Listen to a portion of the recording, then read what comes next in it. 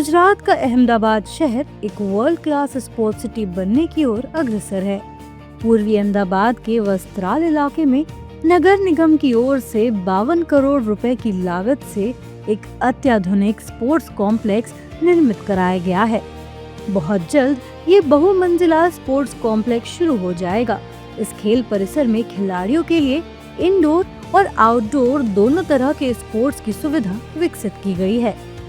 જેમાં આંતરરાષ્ટ્રીય કક્ષાના ગ્રાઉન્ડો, જેમાં ફૂટબોલ ગ્રાઉન્ડ છે, ટેબલ ટેનિસ માટેના ઓપન ગ્રાઉન્ડ, દોડવીરો માટે ટ્રેકની પણ રચના કરવામાં આવી છે। આ ઓપન જે આપ વાત કરવા ગેમની વાત છે।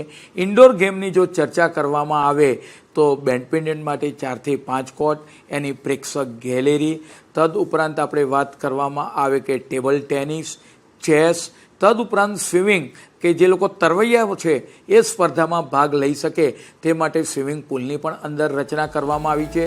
अहमदाबाद में विकसित हो रहे विश्व स्तरीय स्पोर्ट्स इंफ्रास्ट्रक्चर से शहरवासी बहुत खुश हैं।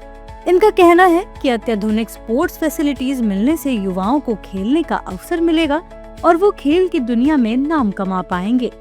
आटला मोटा विशाल जग्यामां ज्यारे आ लोको ज्यारे अंदर एंटर थाय एटले एवुं लागे कोई ओलम्पिक रमतोमां अमे भाग लई रह्या छे। आ स्पोर्ट्स कॉम्प्लेक्स बनवाथी અહીંના સ્થાનિક જે યુવાનો છે એમને બહુ મોટો ફાયદો થશે।